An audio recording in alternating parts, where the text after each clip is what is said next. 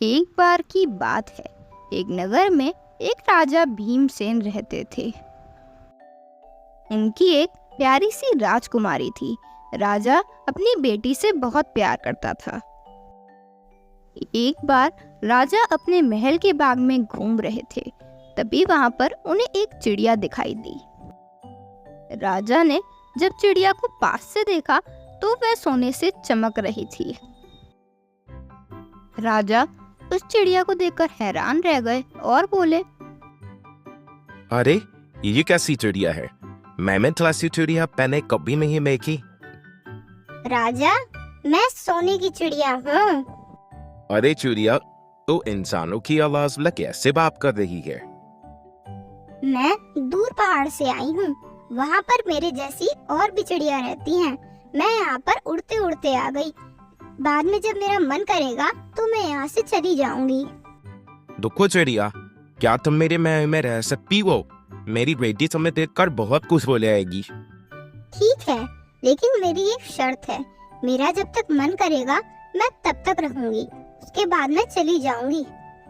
फिर राजा उस चिड़िया को अपने साथ ले जाते हैं। ईशा उस चिड़िया को देखकर बहुत खुश होती है। ईशा उस चिड़िया को बहुत प्यार से रखती थी। वे दोनों आपस में खूब बातें किया करते थे। इसी तरह कई दिन बीत गए।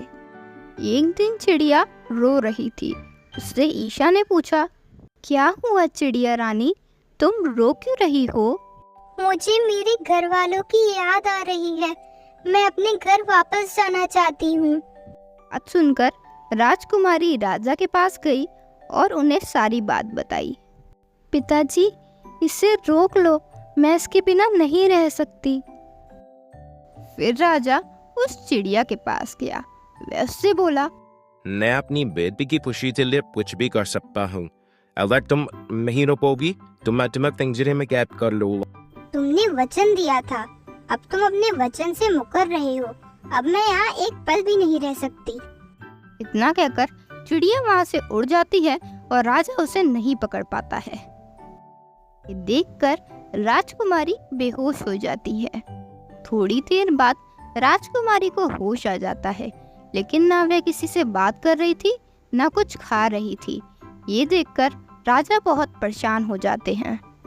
एक दिन राजा रात के समय अपने महल की खिड़की के पास खड़े रो रहे थे। काश वे चिड़िया मैंने अपनी बेटी को ना दी होती। काश वे चिड़िया को मैंने पकड़ने की कोशिश ना की होती तो वह रुक जाती। थोड़ी देर बाद वही चिड़िया वहां पर आ जाती है।